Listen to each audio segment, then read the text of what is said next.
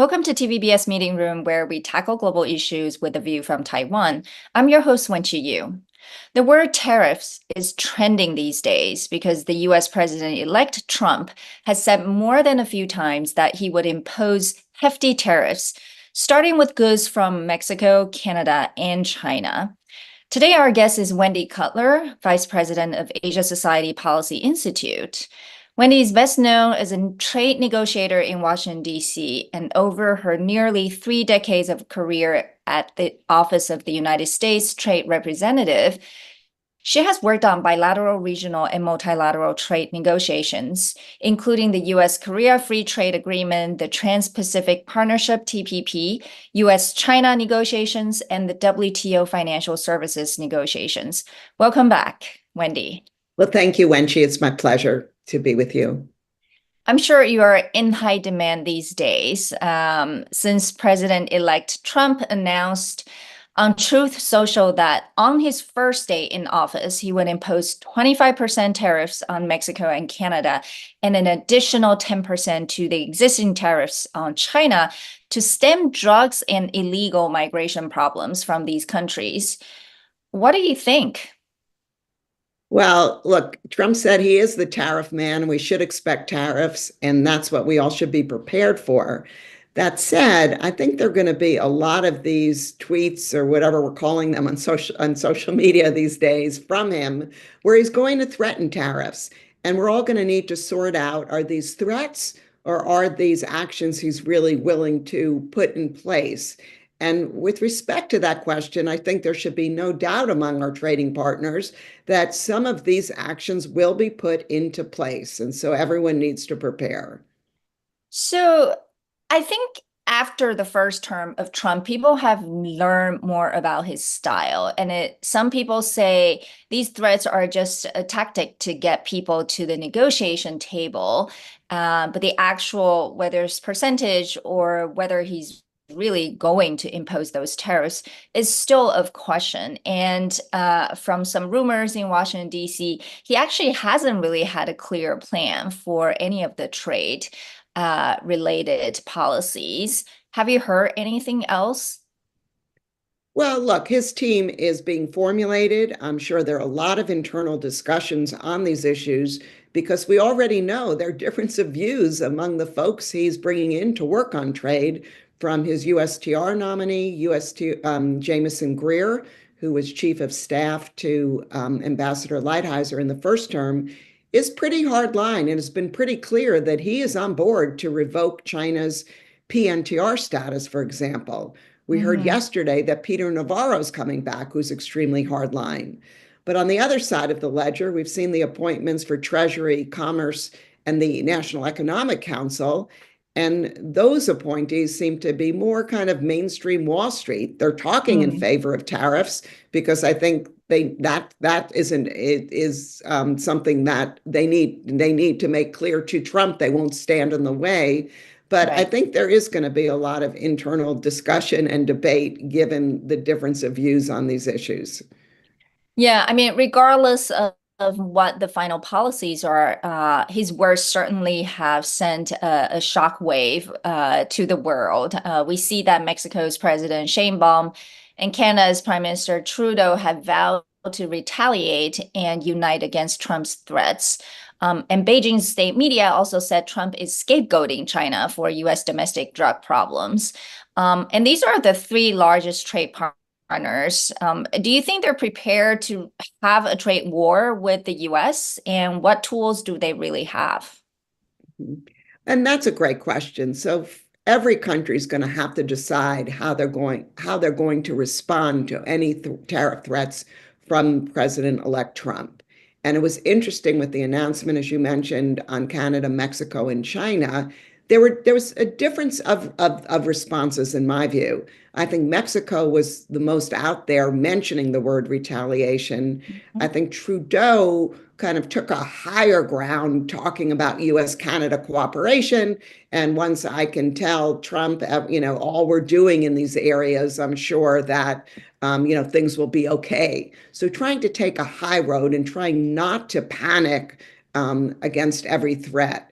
And China, yeah, China made some noises, but again, I thought was pretty quiet versus their quick retaliation earlier this week in response to U.S. export controls on semiconductors, chips, equipment, as well as addition to an expansion of entities listed under as entities we can no longer sell to under our export control list. Yeah, I mean, since you mentioned semiconductors, and let's just, touch on that. We know that the Biden administration has been very focused on having a more comprehensive semiconductor strategy through the CHIPS Act and export controls. What do you think the Trump administration is going to do? And if anything, that would be different. And specifically on China, how will China actually respond to potentially newer restrictions, or perhaps they're going to try a different approach with Trump? Mm-hmm. So look, with respect to technology restrictions, I think we're going to see a lot of continuity between the Trump administration and the Biden administration. Mm-hmm. I think there will be an effort by the Trump folks to try and tighten more loopholes and to try and get on top of new technologies that haven't been restricted yet. But again, a lot of continuity. In terms of how China is going to respond, I think, their response this week against U.S. Semiconductor export restrictions was quick. And what did they do? They didn't impose tariffs. What they did is they imposed export restrictions to the U.S. of several critical minerals. And I think this was and is a signal to the new administration that whatever steps they take, whether it be export restrictions, investment controls, or tariffs, China is prepared to respond with its own measures. There will be costs to actions the U.S. takes. And I think this was, again, an important signal that China was sending this past week. Now, China has been preparing for a Trump return. They have many tools at their disposal, including increasing tariffs, including, again, expanding their export controls. And their targeting RMB, yeah, and currency and targeting U.S. companies. So again, I think they do have an arsenal of tools. They put in place over the past few years a legal framework that will allow them to respond quickly. And they've also been working hard at diversifying their trading partners to become less dependent on the United States, and also to increase their self-sufficiency, again, to reduce dependence on the U.S. So look, I think they're better positioned, they're better prepared, but at the same time, we have about $600 billion of two-way trade with China. So our economies are still very integrated, and to turn that off overnight would be extremely disruptive, not only to the U.S. and China, but to the entire global economy. Well, that's the ultimate question. How far will both countries go? I mean, they're prepared, better prepared than the first term for sure. But, once imposed, it's hurting everybody. So how far would Trump be willing to go, and to what end? Mm-hmm. And it will be interesting to see how he rolls out his tariff announcements. In my view, if he were to go forward and say, let's just say adding 60 percentage points onto current tariffs against China, you're talking about U.S. tariffs then being as high as 85, 90% against Chinese imports. Yeah. And to me, that doesn't seem like a signal like we want to negotiate with you. I think that's more to achieve more disentangling the two economies and decoupling. Let's just say if he rolls out a tariff against China and it starts at 20%, and then he says in 3 months it might increase more, maybe that would be a signal that he's more open to a negotiation.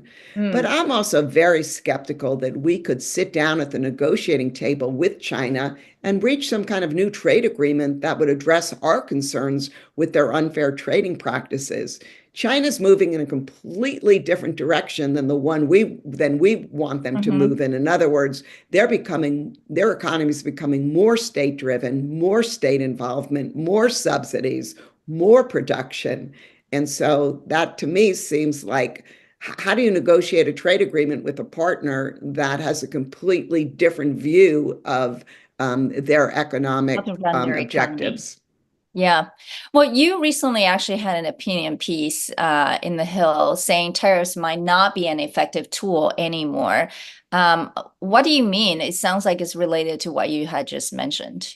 Right. And my point in this opinion piece was that we are seeing a trend now of Chinese companies moving to third countries, particularly the ASEAN countries, as well as Mexico. Some in Washington think that the only reason China is doing this is to avoid US tariffs. I think that is a major consideration for certain Chinese companies, but there are many other reasons why Chinese companies will be investing in third countries, including being closer to the consumer in those countries. But the tariffs that are imposed against China, the way our tariff laws are written now, they would only apply to exports from China to the United States, not export from Chinese companies from third countries. Right. And so I think US policymakers are going to look at how they can restrict more effectively imports from Chinese companies in third countries. And yeah, again, we've seen that.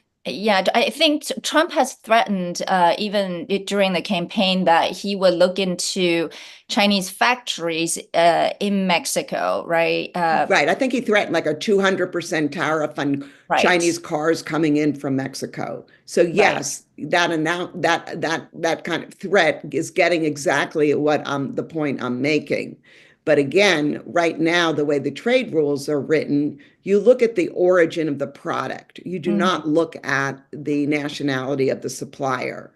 And so this may change over time, but if we move to a world where we're also restricting the import of products made by Chinese companies in third country markets, that creates a whole new layer of complexity, and I think would really upset many of our partners in ASEAN who are looking to attract investment, including from China. And so we'll have to see how this plays out over time. Yeah, I mean, if he does use that new rule, I mean, not that, it has not had huge impact on world trade or economy. The question again is more than just the three countries he's announced. I think all over Europe and also Asia, I think everyone is watching because clearly everyone will be affected, including Taiwan, because he said a few times what worries Taiwan most, obviously, is the semiconductors industry. He has said that Taiwanese have, stolen the jobs in this industry, and he actually thought that the CHIPS Act is not a good idea because it's using government subsidies, and so he proposed again using tariffs to attract foreign investment into the United States. How do you think, I mean, if you were advising the Taiwanese government, or Taiwanese companies like TSMC, how should they think about or be prepared? So just to answer that question more generally, I think all countries need to be prepared. They need to work on different scenarios, right? Because Trump is so unpredictable, and one day he may be going after one industry or one company. The next day it may be against all imports from that country. And so countries need to kind of think through their options for responses in response to different scenarios. But I do think overall, what we've learned from the first term, that there are ways to placate the president-elect and to show him that countries are serious about addressing the concerns that he's raised, including agreeing to buy more from the United States, including to expand investments in the United States, and also taking measures to get rid of their unfair trading partners practices, and also ways to kind of balance the trade deficit. And so in all of those areas, I think governments all around the world should be thinking about what tools do they have maybe to placate the president-elect from taking measures that he's threatening to take. And in some cases, there may be no way to do this. And countries may feel, governments may feel, economies may feel that they need to, retaliate and show their strength and show the president that there are costs to what he's doing. It's not cost-free. Yeah, well, clearly the U.S. economy is very important to a lot of the economies. But I do wonder, right, adding the complication of geopolitics and Europe, we know now its economy is not doing that well. So would it come to the day or, the case that when perhaps the rest of the world is saying, let's just, give up on the US, because you use the word placate. Yeah, it does feel like Trump is almost forcing everybody to kowtow to his demands. What if, other countries say, well, let's not do that. And instead, they coalesce and Europe getting closer to China for a more stable economic trade relationship. I mean, would that happen? And since the US seems no longer a reliable partner. Look, it could happen, but my experience suggests that it's quite improbable. I think when it comes down to it, each country has their own national interests, they have their own politics, and are not going to want to be kind of part of a coalition taking on the United States. We've already seen this with Canada and Mexico, and each one kind of throwing each other under the bus, trying to figure out what do they want, what's in their national interest. So I don't rule anything out in this new world, but I think what we're going to see are countries maybe talking about working with others in some kind of joint response. But at the end of the day, for their own national interests and their own politics, they're going to have to figure out their best strategy for working bilaterally with the United States. Well, the other thing Trump also announced that was quite interesting is that he's putting U.S. Trade Representative, which is an independent agency, under the Department of Commerce. As a former senior official at USTR, how do you feel about it? Well, first of all, what he actually said was a little different than what you're suggesting. And when he announced the new commerce nominee, Lutnick, he said something along the lines of Lutnick will be in charge of tariffs and trade, and he'll be working or he'll be overseeing USTR. It's one thing to say that, it's another thing to actually implement that, because if you're talking about somehow USTR being merged under commerce, that requires legislation, and that requires two very powerful congressional committees in Congress, the Senate Finance Committee and the House Ways and Means Committee, to agree to such a reorganization. And if past experience has taught us anything, that is those congressional committees, for their own reasons, they don't want to give up their power on trade policy, and they would do so if indeed they allowed such a merger to go through. And so we'll have to see how this plays out in practice, but USTR does have legal responsibilities and is the negotiating arm of the United States government. What we may see, however, is that given that the USTR appointee, Jameson Greer, who's extremely experienced and a protege of Ambassador Lighthizer, is relatively junior to his counterparts in Treasury and at Commerce, and doesn't appear to have the same close relationship with Trump, particularly as the Commerce Secretary does. So that may suggest that it may be an uphill battle for USTR to kind of play the same role that it did during the first term under the skillful leadership of Ambassador Lighthizer. But as someone who personally knows Jamison Greer, I think he's an excellent pick. And given his experience and deep knowledge of U.S. trade policy and U.S. trade law, I think he's going to be someone who will be able to skillfully negotiate and implement what he's negotiated. Well, we have to ask if you have any scoop on why Lighthizer is not returning to this upcoming administration. I have no idea. I'm sure one day we will find Is this out. a surprise to you as well? Oh, yeah, I was quite surprised because if you think of cabinet officers during the first term that not only were extremely loyal, but extremely effective in implementing what Trump said, that's Bob Lighthizer.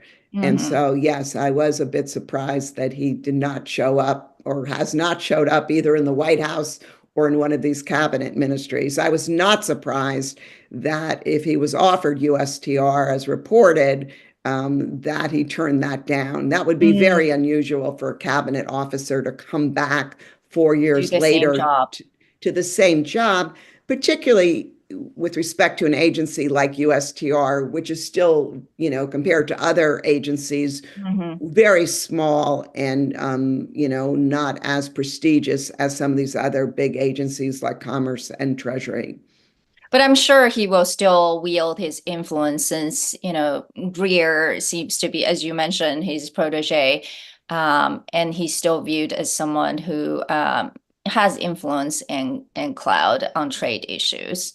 Agree. And let's also keep in mind that Trump's first term, he did not have a great track record of keeping a lot of his cabinet officers for long periods of time. So you never know whether Lighthizer may reappear if indeed he's not part of the current, team. The first tranche, yes. The first tranche, yeah. What else should we expect in the first year of the Trump administration in terms of other major trade and economic policies? Yeah, so there's been a lot of talk about tariffs, but let's also remember that Trump liked to negotiate trade agreements. And during the first term, there was the phase one agreement with China, phase one agreement with Japan. The USMCA was negotiated and implemented, and FTA negotiations were launched with the UK and Kenya. And he also renegotiated the US-Korea FTA. So I think that there may be, we may have a trade negotiating agenda again. Clearly, that was put on hold during the what Biden about years. Taiwan?